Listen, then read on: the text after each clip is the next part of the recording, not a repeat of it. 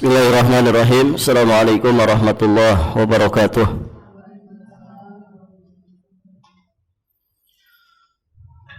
Alhamdulillahi rabbil alamin. Wassalatu wassalamu ala ashrafil anbiya wa imamil mursalin, nabiyyina Muhammadin alaihi afdalus salati wa atammut taslim, wa ala alihi wa ashabihi ajma'in wa sallama tasliman mazidan ila yaumiddin, thumma amma ba'd. Wa Allahumma inna nas'aluka ilman nafi'an wa rizqan tayyiban wa amalan mutaqabbala. Allahumma 'allimna ma yanfa'una wanfa'na bima 'allamtana wa zidna min 'ilmika wa karamika wa judika ya dzal jalali wal ikram. Innaka ala kulli syai'in qadir wa bil ijabati jadir. Para ummahat wa akhwat fillah rahimani wa rahimakumullah. Alhamdulillah, pada kesempatan ini insyaallah kita akan melanjutkan pembahasan tafsir surat Al-Muzammil. Kita sekarang masuk di pembahasan ayat ke-5 insyaallah sampai ayat yang ke-7. Allah Subhanahu wa taala berfirman,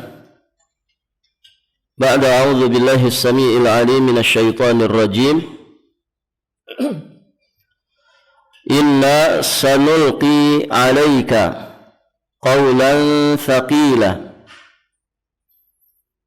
Inna nashi'atal laili hiya ashaddu wat'an wa aqwamu qila. Inna laka fin nahari sabhan tawila. Artinya, sesungguhnya kami akan menurunkan kepadamu qaulan tsaqilan, perkataan yang berat. Sesungguhnya bangun di waktu malam adalah lebih tepat untuk khusyuk, dan bacaan di waktu itu lebih berkesan. Sesungguhnya kamu pada siang hari mempunyai urusan yang panjang, mempunyai urusan yang banyak. Ibu-ibu yang dirahmati Allah, di sini Allah Subhanahu wa taala mengungkapkan tentang dirinya dengan kalimat inna. Faidah ini berulang-ulang kita sampaikan bahwa kalimat inna yang tarjamahnya dalam bahasa kita sesungguhnya kami. Ungkapan Allah ini tidaklah membatalkan kemahaesaannya. Ketika Allah menyebutkan dirinya dengan ungkapan kami, bukan berarti Allah itu berbilang. Di dalam Al-Quranul Karim, Allah Subhanahu wa ta'ala terkadang menyebutkan dirinya dengan bentuk jamak, ya, plural atau banyak. Ibu bisa lihat di ayat-ayat yang lainnya, di surat Al-Hijr, surat Yasin, surat Al-Qadar, dan ayat-ayat yang lain.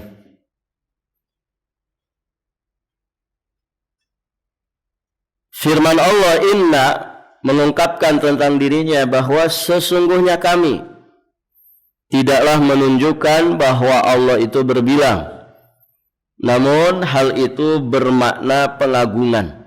Allah sedang mengagungkan dirinya sendiri.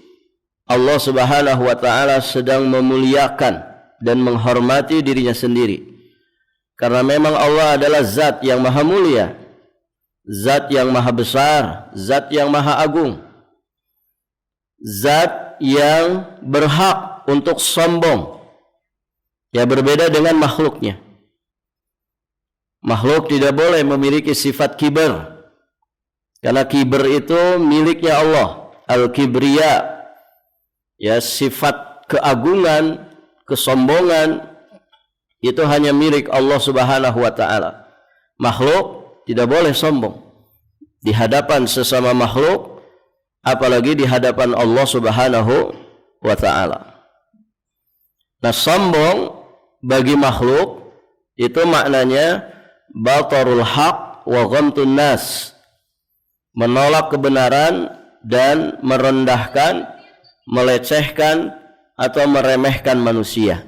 Itu makna sombong pada haknya makhluk. Baik, ibu-ibu yang dirahmati Allah. Jadi Allah mengungkapkan inna, sesungguhnya kami, ini dalam rangka pengagungan. Allah sedang mengagungkan dirinya. Karena Allah Maha Agung dan Allah satu-satunya yang berhak diagungkan oleh seluruh makhluknya. Kemudian di sini Allah Subhanahu wa taala menyampaikan, sesungguhnya kami akan menurunkan kepadamu qaulan saqilan. Kami akan menyampaikan atau menurunkan kepadamu qaulan saqilan, perkataan yang berat. Apa ini yang dimaksud dengan qaulan saqilan?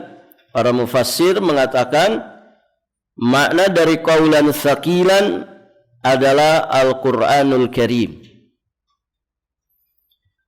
Dikatakan demikian, kenapa Al-Quran itu dikatakan perkataan yang berat? Karena Al-Quranul Karim berisikan takalif. Al-Quran itu isi kandungannya adalah beban-beban amal, ya, berupa perintah, ada yang wajib, ada yang sunnah, berupa larangan, ada yang haram, ada yang makruh. Di dalam Al-Quran juga ada penjelasan tentang halal dan haram, yang semua harus diperhatikan, tidak boleh dilanggar oleh makhluknya. Di dalam Al-Quran juga terdapat hudud. Hudud ini hukuman-hukuman bagi para pelaku dosa besar. Semua itu batasan Allah yang tidak boleh dilampaui. Demikian pula di dalamnya terkandung segala hukum yang berkaitan dengan jihad. Di dalamnya juga berisikan informasi tentang dunia dan juga akhirat. Serta selain daripada itu semua, ada kisah-kisah para nabi dan rasul beserta kaum mereka yang beriman ataupun yang membangkang, yang semua itu harus diambil ibrahnya oleh manusia untuk menjadi pedoman hidupnya, sehingga langkah kehidupannya tidak salah arah dan dia selamat dari kesesatan. Nah, ini semua takalif, ya, beban-beban syariat yang ada di dalam Al-Quran tentunya merupakan beban yang berat, baik terhadap Nabi Muhammad sallallahu alaihi wasallam maupun bagi para pengikutnya. Makanya, ya, orang yang terkenai beban syariat disebut mukallaf. Mukallaf itu orang yang menanggung beban syariat. Baik, ibu-ibu yang dirahmati Allah.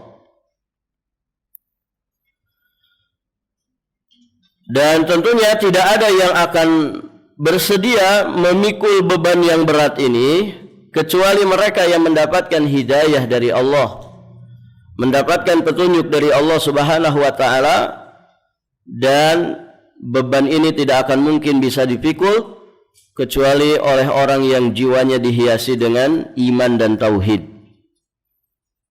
Jadi syariat ini akan terasa ringan ketika orang itu memiliki ilmunya, ketika orang itu memiliki iman. Makanya iman terkandung makna di dalamnya ilmu. Demikian pula amal soleh yang sering disandingkan dengan iman tidaklah disebut dengan amal soleh, melainkan, ya, ketika amal tersebut disertai dengan ilmu. Ilmu inilah yang akan meringankan beban syariat bagi manusia, ya, sehingga dia menjalani syariat itu benar-benar dengan ketulusan hatinya, dengan keringanan jiwanya. Kenapa? Karena dia punya ilmunya, dia beriman, ya, tentang janji dan ancaman yang telah Allah Subhanahu wa taala sampaikan. Barakallahu fikum. Ya, manusia itu kan diberikan bisyarat dan indharat. Ya, informasi yang menjadi kabar gembira, ya sekaligus juga diberikan informasi yang menjadi peringatan keras atau ancaman. Nah, itu semua sejatinya untuk menjadi rambu-rambu bagi manusia. Ibu yang dirahmati Allah, pada dasarnya seberat apapun syariat, ya dengan ilmu, dengan iman kepada pahala yang dijanjikan atau ancaman yang diperingatkan, sejatinya itu akan meringankan beban tersebut. Setidak-tidaknya meringankan. Bahkan di level tertentu, ketika orang sudah mendalam di dalam ilmu nafi, mendalam di dalam imannya, amal solehnya, justru beban-beban syariat itu berubah menjadi suatu kebutuhan mendasar yang kemudian dia sangat menikmati prosesnya. Barakallahu fikum. Ibu yang dirahmati Allah, kalau urusan dunia saja terasa ringan ketika orang memiliki ilmunya, begitu kan? Kita kalau tidak mengerti di bidang ilmu tertentu, ya tentu gelap dan berat bagi kita. HP ibu rusak, ibu nggak ngerti urusan HP. Tapi coba kalau ibu bawa ke tukang servis, mudah saja. Dulu sebelum banyak HP seperti sekarang, HP-HP jadul itu bu, yang bisa pakai lempar anjing itu, ya. Itu ada teman tukang servis HP. Masya Allah, kerjanya sedikit saja. Orang kan tidak ngerti kerusakannya apa. Cuman ganti komponen yang kecil aja, yang mungkin harganya cuman 5.000, 10.000. Tapi ketika diservis di tempatnya, nanti bayarannya 200.000. Begitu kan? Apa yang menjadikan mahal itu? Ilmunya. Ilmunya. Yang menjadikan mahal ilmunya. Padahal kalau dikerjain itu 5 menit aja selesai. Cuman kan ya apa istilahnya, strategi marketing gitu ya. Oh besok aja ya, nanti ini harus dibongkar dulu begini-begini gitu ya. Kemudian juga dilihat HP-nya, kalau HP-nya rada mahal, dimahalin ongkosnya. Ya, kalau HP-nya HP murah gitu ya, apalagi bentuknya sudah nggak karu-karuan, ya kasihan juga, pasti disesuaikan. Begitu, Masya Allah. Itu karena apa ibu? Karena ilmu, ya kan? Karena ilmu. Ilmu, dia mengerti ilmu dunia. Ya pada dasarnya tidak ada masalah selama itu bukan ilmu yang haram. Kalau ilmu yang haram ya tidak boleh. Ya ada orang melakukan satu pentas tertentu yang sifatnya hiburan dan kacamata syariat sebetulnya itu maksiat. Hanya 1 jam 2 jam dia tampil, oh bayarannya bisa ratusan juta. Begitu kan? Kenapa? Karena dia punya skillnya, ya kemampuan, punya ilmunya, sehingga meringankan kehidupannya. Nah, itu urusan dunia. Nah, kaidah seperti ini sering tidak disadari oleh manusia terkait dengan kehidupan beragama dan kehidupan untuk akhiratnya. Kalau untuk mendapatkan dunia, ya orang sadar sekali supaya ringan kehidupan dunia dia harus punya ilmu.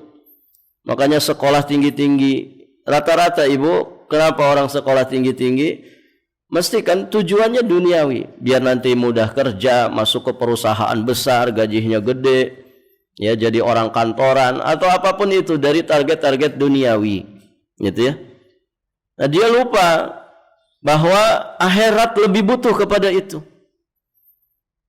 Kalau kita ingin bahagia, ingin selamat, ingin ringan urusan kita nanti setelah kita mati, ingin mendapatkan kedudukan tinggi di sisi Allah Subhanahu wa taala, disetarakan dengan orang-orang yang mulia di sisinya, maka kita juga butuh ilmu. Butuh ilmu. Dan Masya Allah, Alhamdulillah, di dalam Islam itu Ibu, nuntut ilmu itu wajib atas setiap muslim.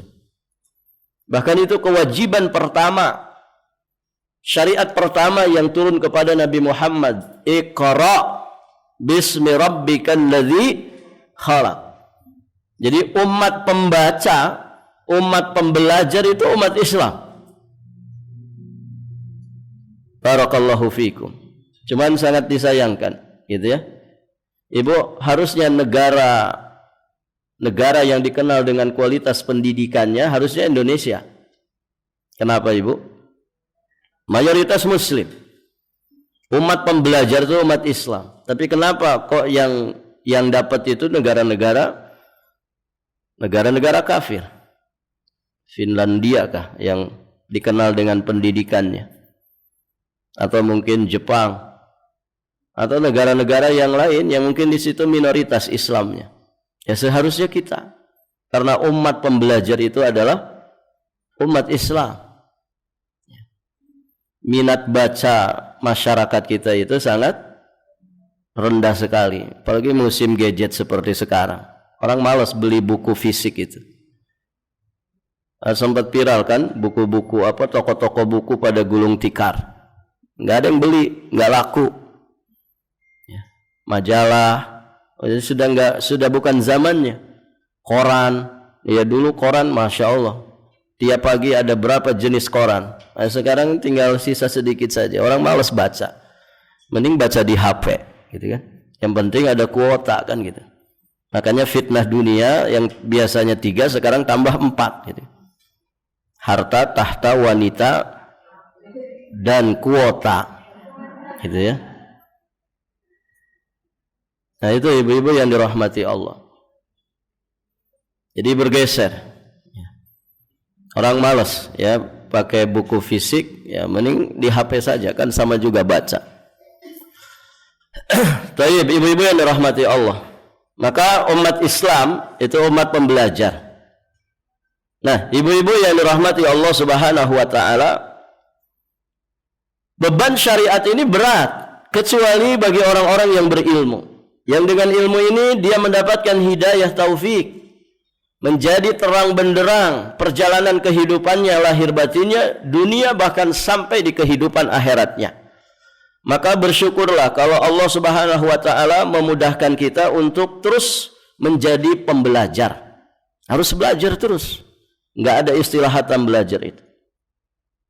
Ya, ibu-ibu yang dirahmati Allah. Tentu yang pertama kali adalah belajar agama, ya. Ini kewajiban paling utama. Adapun ilmu dunia sifatnya sesuai dengan kebutuhan, sekadarnya saja. Nah, cuman manusia sekarang dibalik, ya untuk urusan dunia mati-matian, untuk urusan akhirat sisa-sisaan. Gitu ya. Jadi ibadah itu sisa tenaga, sisa umur, ya sisa harta. Belajar agama juga begitu. Barakallahu fikum. Nah, ini harus dibenahi, ya. Jadi prinsip perubahan itu setiap saat manusia harus selalu berubah ke arah yang lebih baik. Baik, ibu-ibu yang dirahmati Allah. Kemudian faedah berikutnya, perhatikan ayat kelima ini. Ayat kelima ini diapit oleh 2 ayat atau di antara ayat yang berisikan perintah bangun di malam hari untuk salat dan ayat inna nasyi'atal laili hiya asyaddu wat'an. Sesungguhnya bangun di waktu malam adalah lebih tepat untuk khusyuk dan bacaan di waktu itu lebih berkesan. Ayat kelima ini diapit oleh 2 ayat tadi. Barakallahu fikum, yakni tentang perintah salat malam, bangun di malam hari untuk salat. Kemudian penjelasan bahwasannya ya ibadah di malam hari itu lebih bisa khusyuk dan lebih berkesan. Nah, di sini ada pelajaran ibu-ibu yang dirahmati Allah.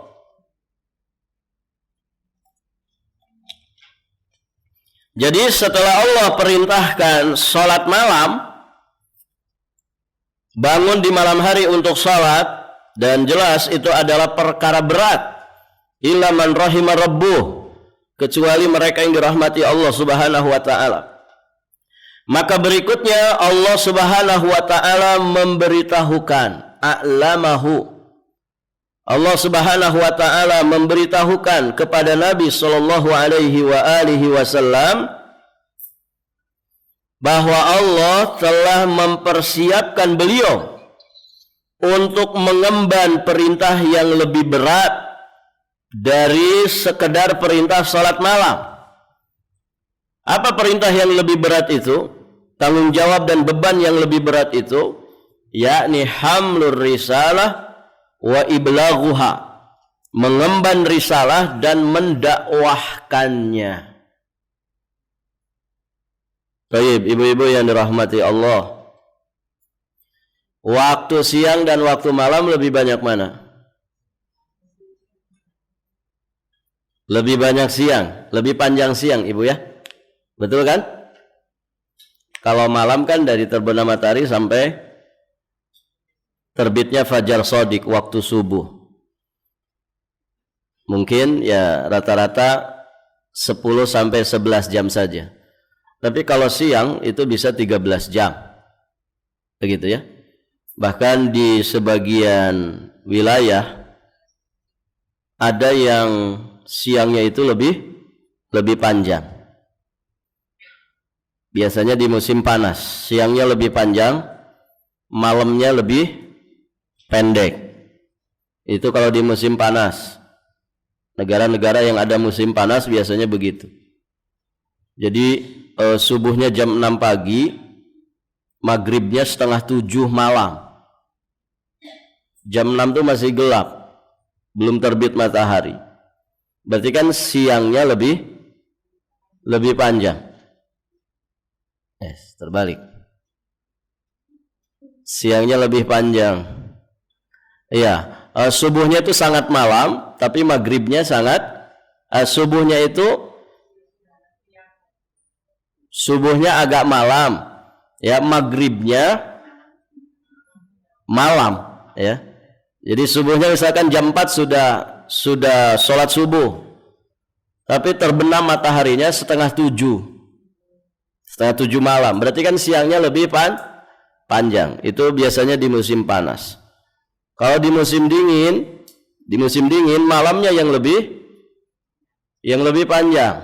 Malam yang lebih panjang itu maksudnya bagaimana? Iya, misalkan subuhnya jam 6, kemudian maghribnya setengah 6. Ya, malamnya lebih panjang dibandingkan siangnya.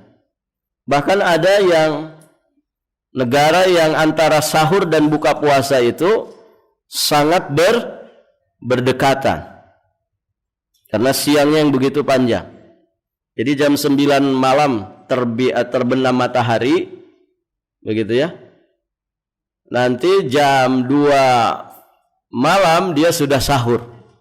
Jadi jarak buka puasa dengan sahur sangat pendek sekali. Dan berarti puasanya lebih panjang.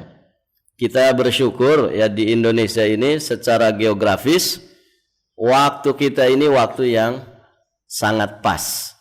Makanya ada garis khatulistiwa, kan begitu. Lintang negeri kita ini memang sangat bagus sekali. Baik, ibu-ibu yang dirahmati Allah. Ini maksudnya apa?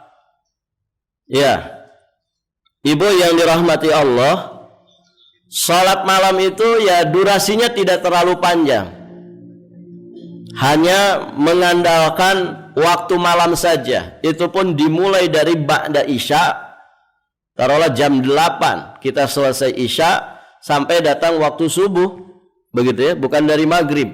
Kalau malamnya dihitung dari maghrib, tapi bolehnya kita salat malam itu mulai ba'da isya sampai datangnya waktu subuh. Berarti mengemban risalah, menyampaikan risalah berdakwah itu biasanya di siang hari. Maka itu lebih panjang Durasi yang lebih panjang tentu ibu-ibu yang dirahmati Allah menambahkan beban, kan begitu? Menambahkan beban. Maka di sini Allah Subhanahu wa taala memberitahukan kepada Nabi sallallahu alaihi wasallam bahwa aku akan perintahkan kepadamu satu beban yang lebih berat ya dibandingkan dengan salat di malam hari. Itulah beban mengemban risalah dan juga mendakwahkannya. Ini jelas lebih berat. Bisa 24 jam orang berdakwah, kan begitu. Nabi Nuh berdakwah 950 tahun. Masya Allah. Taib, ibu-ibu yang dirahmati Allah, lailan wa naharan. Baik itu di siang hari ataupun di malam hari. Nah, di sini kita jelaskan bahwa tujuan pemberitahuan ini bahwa Allah akan menurunkan perkataan yang berat kepada Rasulullah sallallahu alaihi wasallam.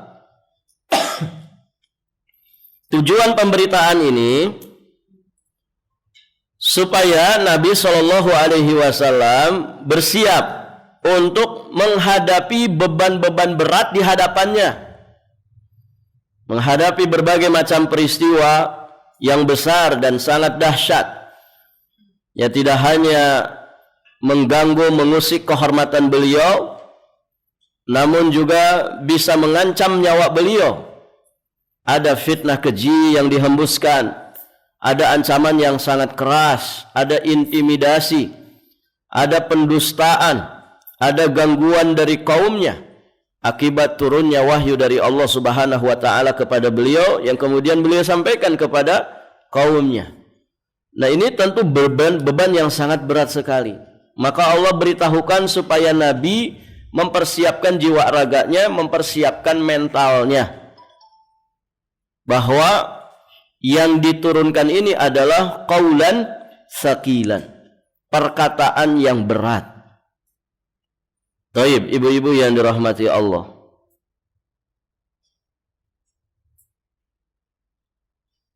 Di ayat berikutnya Allah Subhanahu wa taala berfirman, "Inna nasyi'atal laili hiya ashaddu wat'an wa aqwamu qila. Inna laka fin nahari sabahan tawila." Sesungguhnya bangun di waktu malam adalah lebih tepat untuk khusyuk dan bacaan di waktu itu lebih berkesan. Ini kembali ke pembahasan tentang salatul lail. Sesungguhnya kamu pada siang hari mempunyai urusan yang panjang, urusan yang banyak. Taib, ibu-ibu yang dirahmati Allah.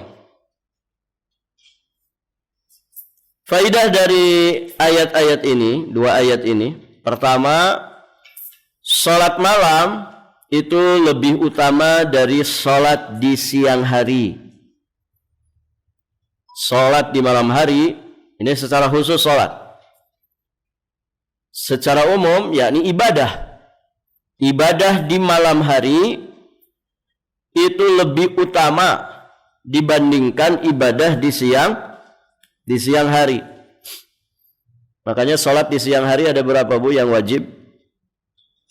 Hanya 2 kan? Hanya 2.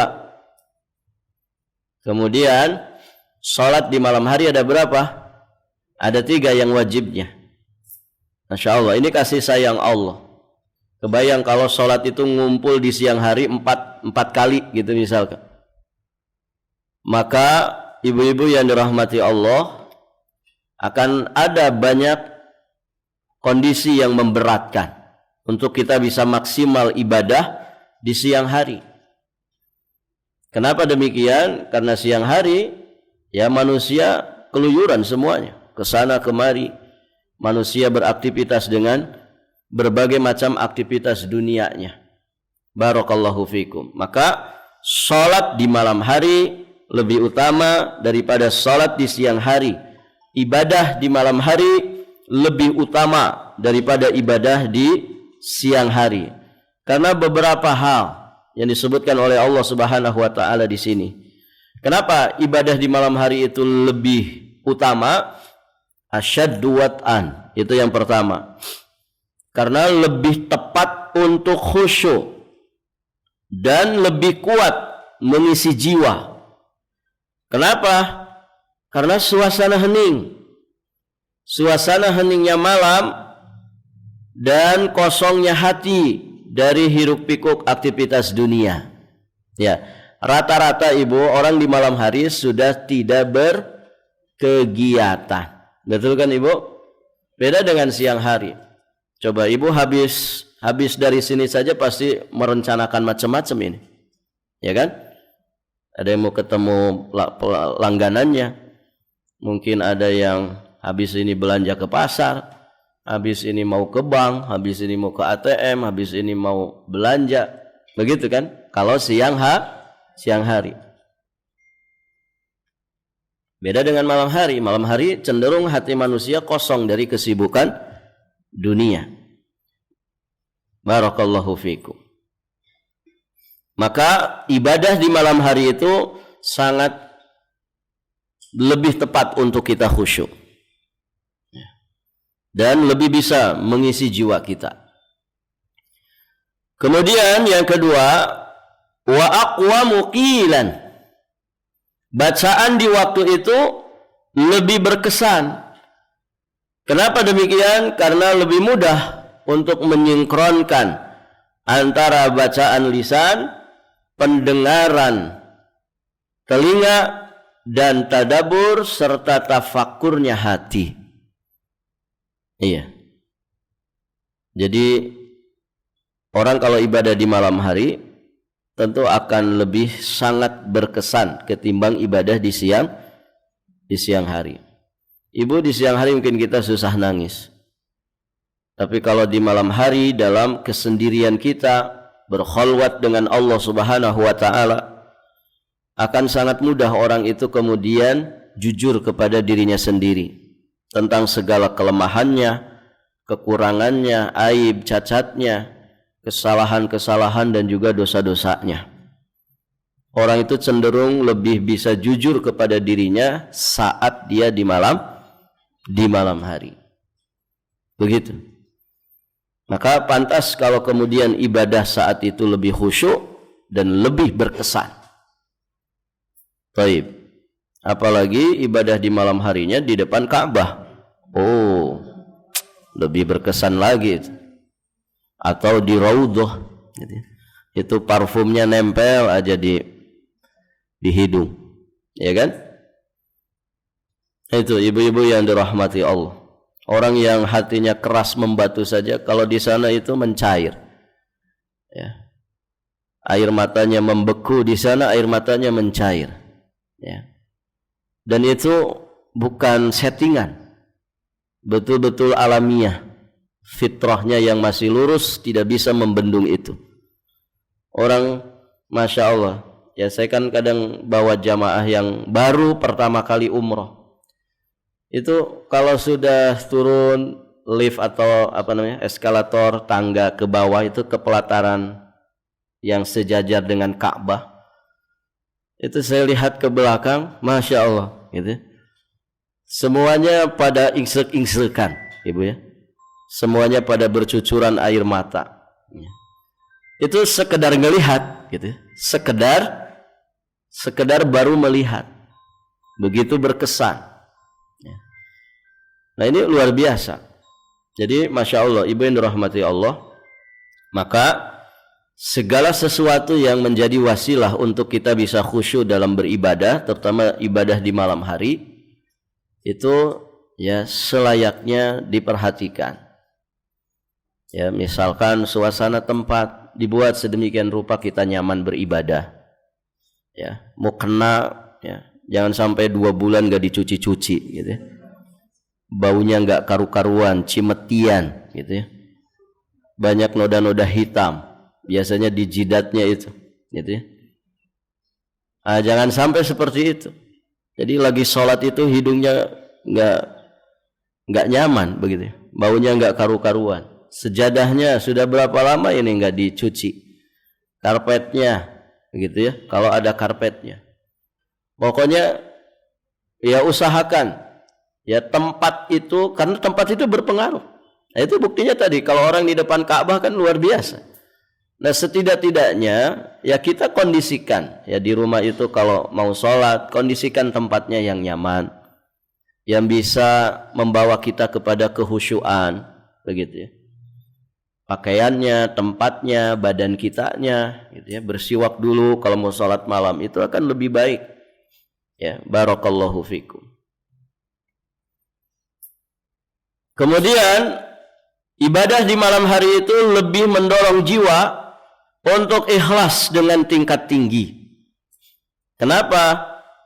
Karena sedikit sarana untuk orang itu bisa riya, bisa sum'ah, begitu ya. Dia lebih jauh dari sifat riya, dari sum'ah, dan lebih bisa mendatangkan keberkahan dan pahala di sisi Allah. Ya, walaupun zaman sekarang ini ya tadi itu ya, fitnah kuota itu luar biasa. Orang tahajud saja selfie, begitu kan. Lagi tahajud di pelataran Ka'bah, oh indahnya, gitu ya. Begitu, jepret, akhirnya pasang status, gitu ya. Lagi tawaf status, gitu ya. Lagi di Bukit Sofa status, gitu. Ketemu orang Afrika selfie sama orang Afrika. Masya Allah, ini orang mau selfie apa mau ibadah, gitu kan. Ketemu onta selfie sama onta, ya. Nah, ini penyakitnya wanita, ibu ya, selfie, ya. Kalau nggak ada teman, ya dia selfie sendiri, gitu ya. Menjulurkan lidah. Ya, jualan lidah online, gitu. Nasallallahu as-salamah, ya. Maka hati-hati, gitu. Maka kalau kita ibadah itu ya jauhkanlah perangkat-perangkat begitu tuh, dijauhkan supaya kita lebih maksimal, lebih khusyuk di dalam beribadah kepada Allah Subhanahu wa taala. Baik. Berikutnya dari ayat berikutnya, innalaka fin nahari sabhan tawila. Nah, ini kenapa ya malam hari itu lebih istimewa ketimbang siang hari dari sisi ibadah ini. Karena di siang hari manusia mempunyai urusan yang banyak. Maka faidahnya siang hari adalah waktu yang tepat untuk melaksanakan urusan yang panjang dan urusan yang banyak terkait dengan muamalah duniawiyah, ya, pekerjaan, urusan bisnis, urusan usaha. Barakallahu fikum. Demikian pula ma'isyah, mencari penghidupan berupa rezeki dan juga penghasilan. Ini waktunya di siang hari. Allah Subhanahu wa taala menyiapkan waktu siang itu supaya manusia mencari ma'isyahnya, ya. Namun nanti juga akan datang ayat berikutnya, bukan berarti siang hari Allah berikan untuk manusia sebagai waktu untuk mencari penghidupan dunia, bukan berarti dia melalaikan kehidupan akhirat, melalaikan Allah Subhanahu wa taala. Namun dia tetap harus dalam koridor zikrullah. Ya, ayat berikutnya apa nanti? Innalaka fin nahari sabhan tawila wadhkurisma rabbika wa tabattal ilaihi tabdila. Jadi tetap harus dalam konteks berzikir kepada Allah. Jadi seorang suami cari nafkah di siang hari, jangan kemudian terfokus hanya urusan duniawi ini, ya, tapi dia bagaimana? Ya, hatinya tetap fokus kepada Allah Subhanahu wa taala. Dia pasang, dia hadirkan hatinya bahwa cari nafkah itu ibadah. Ya, dia merupakan kewajiban yang berpahala besar di sisi Allah Subhanahu wa taala. Nah, begitu. Jadi tetap ya dengan bimbingan zikir kepada Allah Subhanahu wa taala. Jadi aktivitas duniawi itu harus dibersamai dengan zikrullah. Supaya apa? Supaya berkah transaksi duniawinya, muamalah duniawiyahnya, supaya berkah dan berpahala besar di sisi Allah Subhanahu wa taala. Baik, ibu-ibu yang dirahmati Allah. Jadi itulah waktu siang, waktu yang tepat untuk melaksanakan urusan-urusan duniawiyah. Dan Allah Subhanahu wa taala telah menyatakan tentang itu di dalam beberapa ayat. Kita nukilkan 4 ayat di sini. Pertama, surat An-Naml ayat 86. Allah berfirman, "Alam yarau anna ja'alna al-laila liyaskunu fihi wan nahara mubsira." Di sini poinnya. Wan nahara mubsira. Inna fi dzalika laayatin liqaumin yu'minun. Yang mirip dengan ayat ini menyebutkan kalimat wan nahara mubsira itu juga bisa dilihat di surat Ghafir ayat 61. Jadi Allah sampaikan di sini surat An-Naml ayat 86, apakah mereka tidak memperhatikan bahwa sesungguhnya kami telah menjadikan malam supaya mereka beristirahat. Allah jadikan malam supaya manusia beristirahat pada waktu malam itu.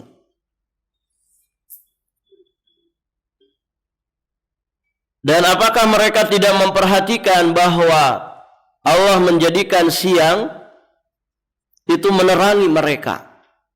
Menerangi di sini mubsira dari kata basirah. Maksudnya apa? Siang yang terang itu dengan cahaya mataharinya supaya mereka itu bisa bekerja, mencari nafkah, mencari rezeki, serta mencari penghasilan dan penghidupan. Begitu. Makanya walhamdulillah manusia, mayoritas manusia di dunia ini mereka mungkin bisa dikatakan 80%-nya bekerja di siang hari. Ada mungkin yang bekerja di malam hari di bidang-bidang tertentu yang mau tidak mau harus ada shift malam. Ya, terutama kerjaan-kerjaan yang resikonya besar, ya. Seperti orang di kilang kan mesti 24 jam, gitu ya, tidak bisa ditinggalkan. Atau security, gitu ya, penjaga-penjaga keamanan, mesti ada shift malam. Namun itu hanya sekian persen saja dari manusia pada umumnya. Alhamdulillah jam kerja di kita ya rata-rata siang. Dari jam 8 biasanya sampai jam berapa, Bu? Sampai jam 4. Begitu kan? Istirahatnya pas waktu zuhur. Tepat saja. Pulang pas waktu masuk sholat asar. Taib, ibu-ibu yang dirahmati Allah. Itu bagi yang bekerja, begitu ya. Kalau ibu pengusaha, ya aman saja. Pengusaha itu kan sultan, gitu ya. Usahanya jalan, orangnya bisa jalan-jalan, kan begitu. Baik, ibu-ibu yang dirahmati Allah. Nah, itu waktu siang. Siang itu menerangi.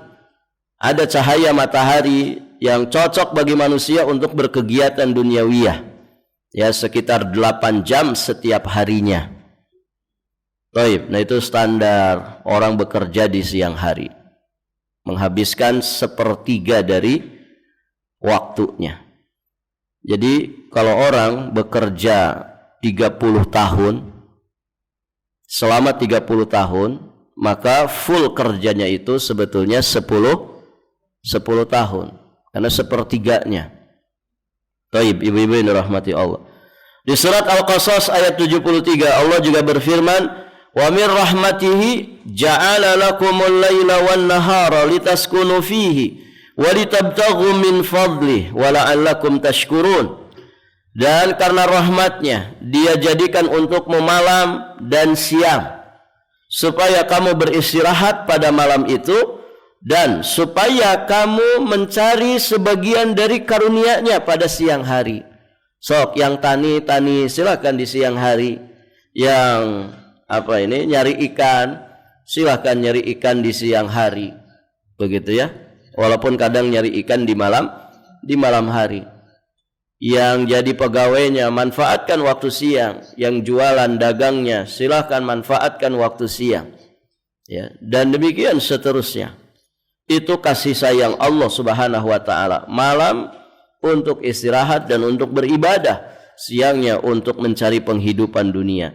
Semua itu, ya, ibu-ibu yang dirahmati Allah, agar manusia bersyukur kepadanya.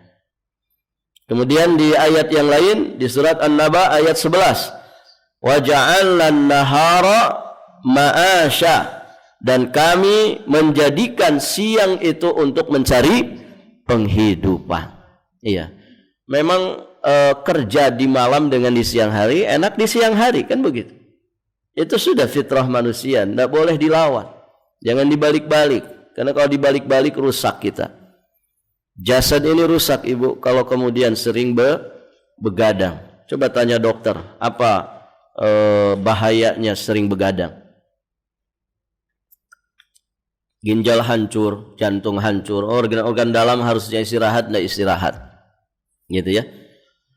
Maka ya bikin cepat tua, kan begitu kan? Kalau orang larut malam terus tidurnya, itu bikin cepat tua. Kalau tidur jam 9 malam, itu bikin awet muda. Jadi sing bijak, ya, mengelola waktu istirahat. Wa inna li jasadika 'alaika haqqan. Jasadmu itu punya hak atas dirimu untuk diistirahatkan. Baik, ibu-ibu yang dirahmati Allah, ada yang istirahat ini? Bangun, Bu, bangun. Nanti kalau istirahat malam hari, ya, jangan di sini. Baik, ibu-ibu yang dirahmati Allah, ini saja yang bisa disampaikan pada kesempatan ini. Insyaallah ta'ala nanti kita lanjutkan di kesempatan berikutnya.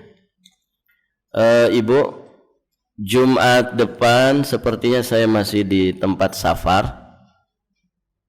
Kalau online tidak apa-apa kah? Nanti kabari ya. Saya hari Selasa mau safar ke Surabaya, ngantar orang tua. Jadi untuk Selasa saya mohon izin, tidak bisa ngisi. Nah, mungkin di sana sampai hari Selasa lagi, semingguan. Karena naik kapal laut ya, jadi dua hari perjalanannya. Jadi untuk yang hari Jumat, kalau mau online silahkan, ya. Nanti saya di tempat safar bisalah online 1 jam begitu ya. Tapi kalau Ustadz libur saja, pengen istirahat gitu ya, pengen healing, ya, ya silahkan. Nanti kabari saja ibu ya. Jadi kalau mau online silahkan, kalau mau libur saja Ustadz, ya silahkan. Nanti dikabari saja ibu ya. Jadi Selasa depan saya mohon izin karena tiket kapal lautnya hari Selasa berangkatnya.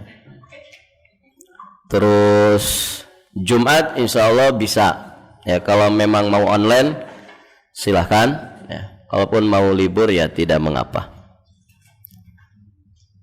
Selasa berikutnya juga saya baru berangkat lagi dari Surabaya. Jadi Selasanya libur lagi 2 kali, berarti kali yang Selasa. Baik ibu yang dirahmati Allah, sampai di sini pelajarannya.